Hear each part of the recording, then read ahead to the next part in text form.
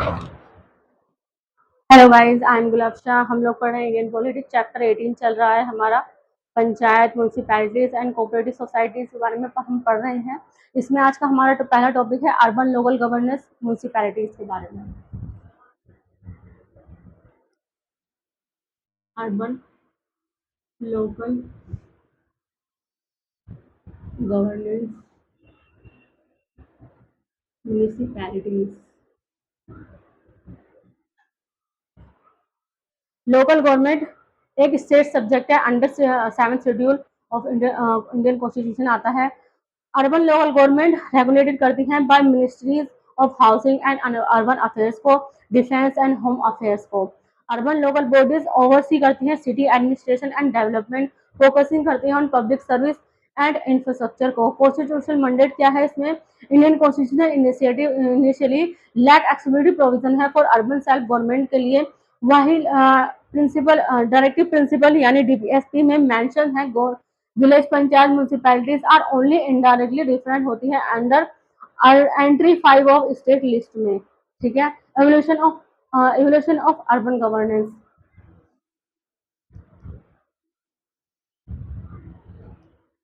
Evolution of urban governance. Historical root क्या है इसका?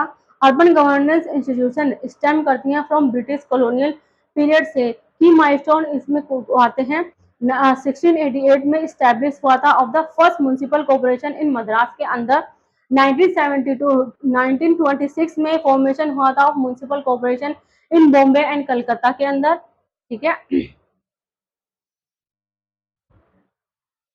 1870 में लॉर्ड मायो रेजोल्यूशन हुआ था। एम था इसका फाइनेंशियल डिसेंट्रलाइजेशन, प्रमोटिंग करता है लोकल सेल्फ गवर्नमेंट को।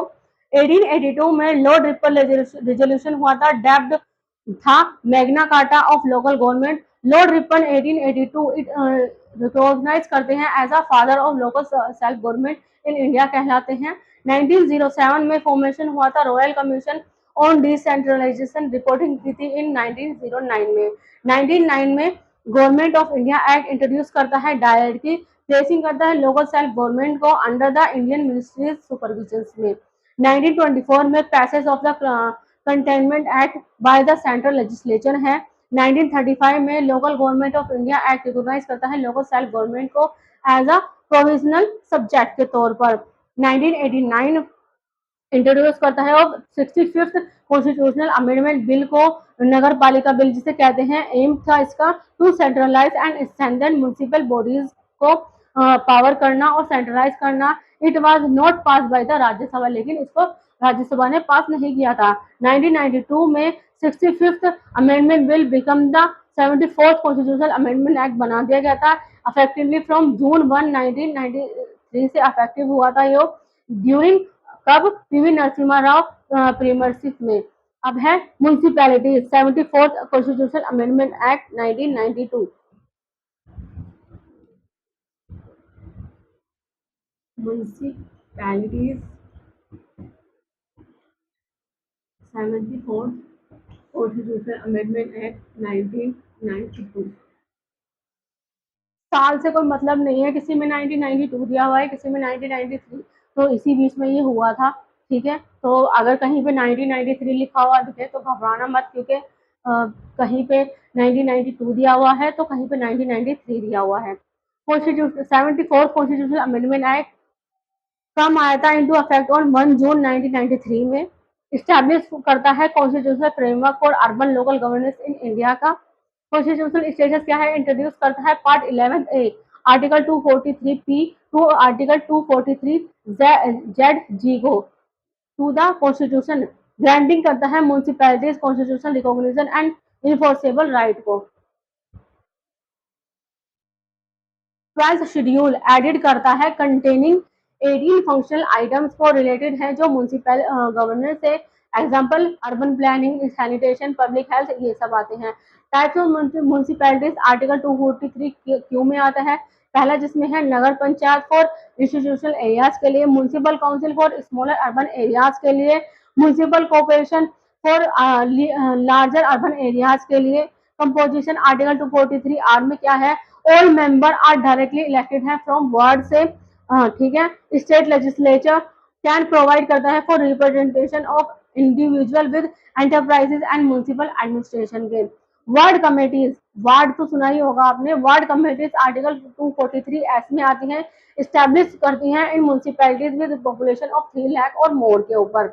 Reservation of seat article 243 T में आते हैं, जिसमें एससी एसटी सीट रिजर्व होती हैं in proportion to their population के ऊपर। Women at least 1/3 of total seat reserve होती हैं फॉर वुमेन, इंक्लूडेड होती है इसमें जो फ्रॉम एससी एसटी से होती हैं वो भी। Reservation provision for OBC determine करती है बाय स्टेट लेजिस्लेचर को।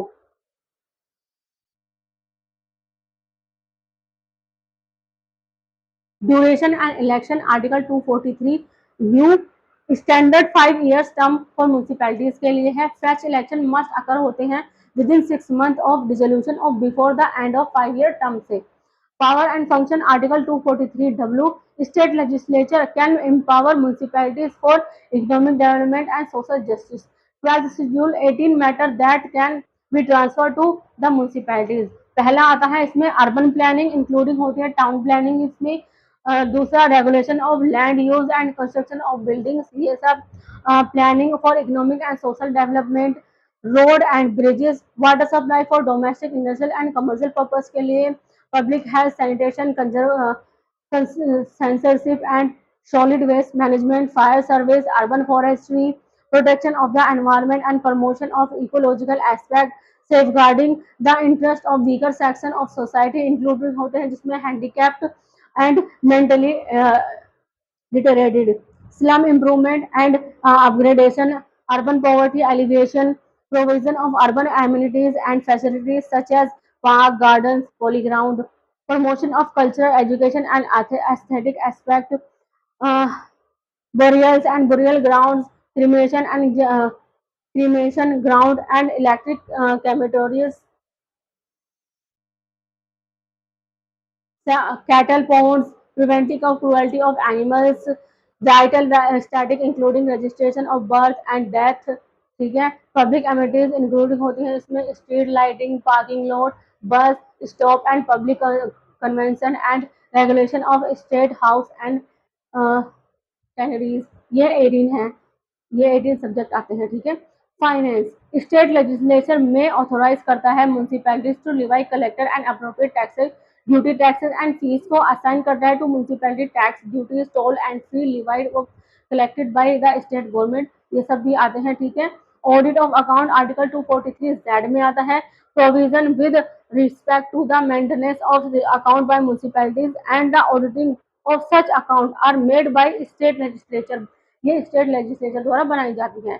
Election to the municipalities article 243 Z में आता है। State election commission will be responsible होता है फॉर ओवरसीइंग म्यूनिसिपल इलेक्शन के लिए, इंक्लूडेड होते हैं इसमें इलेक्टोरल रोल एंड कंडक्ट होते हैं इलेक्शन।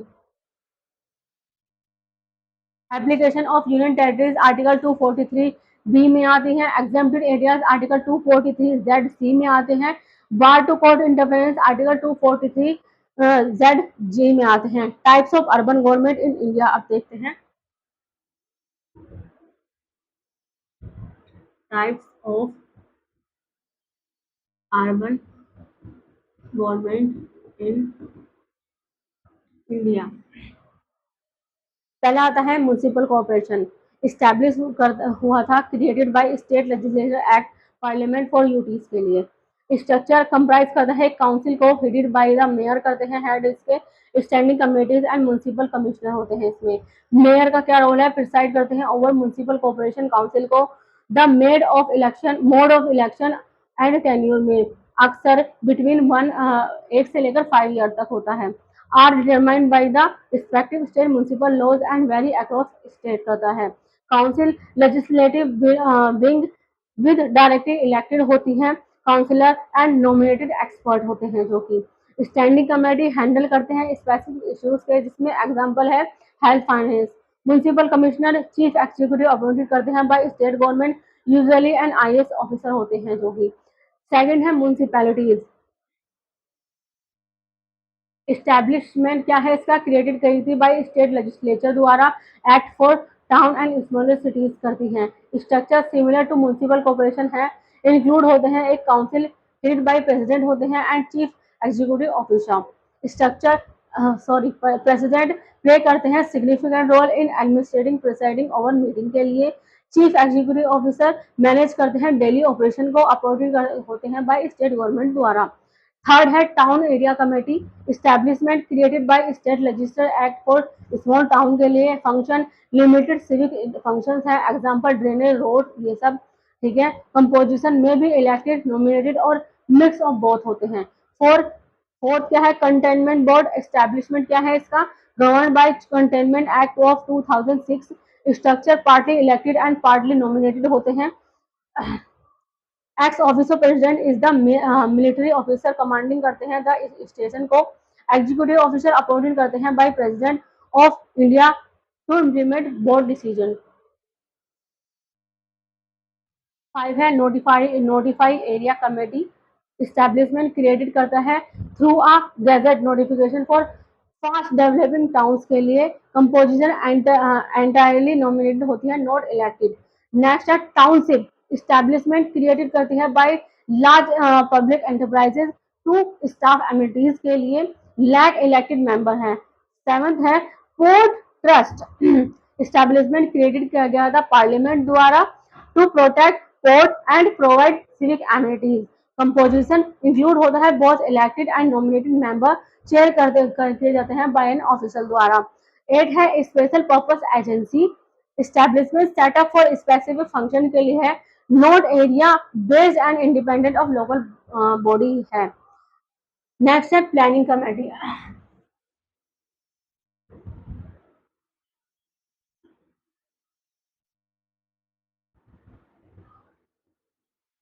देखते हैं प्लानिंग कमेटी कौन कौन सी होती है। पहली होती है डिस्ट्रिक्ट प्लानिंग कमेटी, जिसे डीपीसीबी कहते हैं। आर्टिकल 243 जेड डी में आती है, फॉर्म करी गई थी to consolidate plan from panchayat and municipalities के लिए। कंपोजिशन मोस्टली इलेक्टेड मेंबर होते हैं फ्रॉम लोकल बॉडीज से, with representation proportional to rural and urban population के बेस पर। Function forward development plan to the state government होते हैं। सेकंड आती है metro planning committee, article 243 Z E में आती है, जो कि for areas with population over 10 lakh होते हैं, जो कि composition 2/3 elected from local bodies होती हैं, 1/3 नॉमिनेटेड होती हैं, रिप्रेजेंटेशन करते हैं बेस्ड ऑन पॉपुलेशन रेशो के।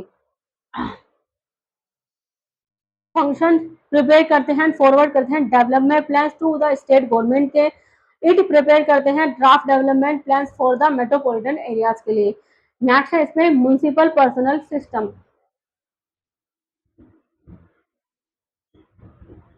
Municipal personnel system separate system, local bodies appoint करती हैं एंड कंट्रोल करती हैं देयर पर्सनल, प्रमोट करती हैं लॉयल्टी को। Unified system, state government manage करती है पर्सनल को, ट्रांसफरेबल होती है अक्रॉस लोकल बॉडीज के लिए। Integrated system, personnel from state and local bodies are part of the same service होती है, ट्रांसफरेबल अक्रॉस डिफरेंट डिपार्टमेंट होती है। नेक्स्ट है municipal revenue sources,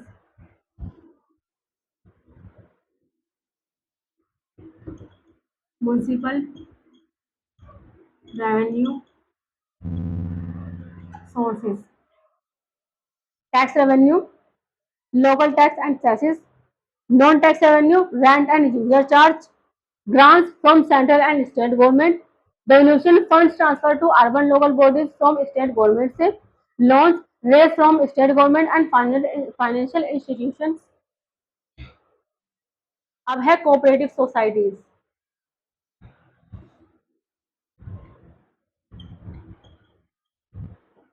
cooperative societies, cooperative society are democratic organisation है, control करती हैं उनके मेंबर को, जो भी पार्टिसिपेट करता है decision making and policy formulation के लिए। सब्जेक्ट स्टेट लिस्ट एंट्री करती है 32 refers to cooperative societies under the 7th schedule of the Indian constitution. Membership comprise होते हैं इंडिविजुअल और ग्रुप, जैसे कि फार्मर, आर्टिसन, स्मॉलर बिजनेसमैन और कंज्यूमर्स होते हैं। Principles governed by cooperation, self-help, and mutual assistance to meet common needs. Recognition acknowledged constitutionally in India via the 97th Constitutional Amendment Act of 2011, 18 of Panchayat Raj Institution. ठीक है. Brief history of cooperative in India. Brief history of cooperative. Post independent phase में late 19th century organise करती है to elevate financial burdens of farmers from money lenders से. 1901 में committee chair की थी by sir Edward Law recommended करती है establishing cooperative credit societies को. ठीक है. 1904 में इंट्रोडक्शन होता है ऑफ कोऑपरेटिव सोसाइटीज एक्ट का, लीडिंग करता है to first cooperative the agriculture credit को एग्रीकल्चर कोऑपरेटिव सोसाइटी इन कंगीहालन कर्नाटका में. 1914 टू 1950 में असेसमेंट हुआ था बाय सर एडी मकलंगा.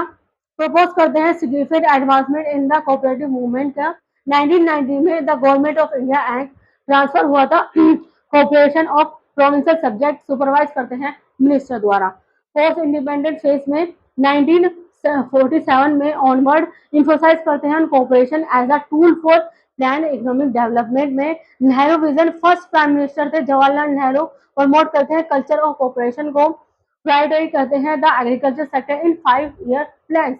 यही लाए थे. करंट स्टेशन इंडिया बूस्ट करती है अराउंड 8.19 लाख कोऑपरेटिव सोसाइटीज को अक्रॉस 29 सेक्टर्स में with the membership of more than 29 crore में. कवरिंग करती है 91% ऑफ विलेजेस को, जिसमें इंक्लूड है 19 national federation, 228 state federation, 485 district federation and 1,300 for primary agriculture credit societies. National cooperative society 2023.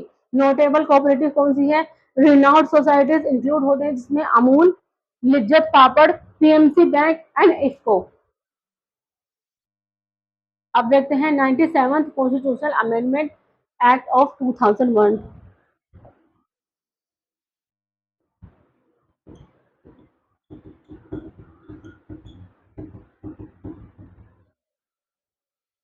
Sorry 2011 है ये. कॉन्स्टिट्यूशनल स्टेटस क्या है इसका? अकॉर्डिंग करता है अकॉर्डिंग टू कॉन्स्टिट्यूशनल स्टेटस के मुताबिक क्या है. And protection to cooperative societies की चेंज है इसके.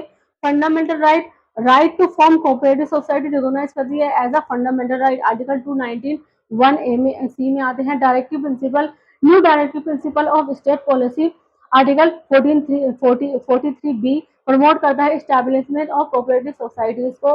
न्यू पार्ट 11 बी इंट्रोड्यूस करता है टाइटल द कोऑपरेटिव सोसाइटी. ठीक है. कॉन्स्टिट्यूशनल प्रोविजन क्या है? Incorporation of cooperative society article 243 Z में आती है, जेड आई में. ठीक है. Board composition and term article 243 Z J में आते हैं. Separation suspension article 243 Z L में आते हैं.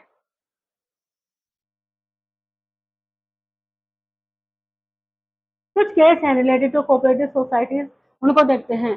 इन राजेंद्र शाह केस 2013 में गुजरात हाई कोर्ट ने डिक्लेयर किया था स्टेट, जिसमें 97th constitutional amendment act 2001 inserted था पार्ट 11 बी के अंदर. In ultra vires the constitution of India for want of requisite ratification by the state under article 368. In 2021 में the supreme court upon the appeal by the union of India affirm the judgment of Gujarat high court except करती है जिसमें for the part of invalidated the entry of part 10th 11th B of the Constitution of India. Additionally, the Supreme Court specify करती है that part 10th B is applicable solely to multi-state cooperative societies within state and union territories. अब देखते हैं ministry of corporation 2021. Ministry of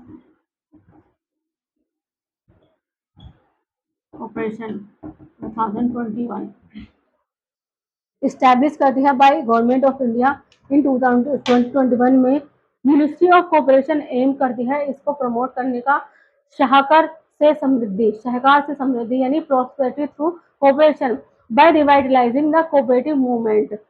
it was created by transferring responsibilities from the Ministry of Agriculture है।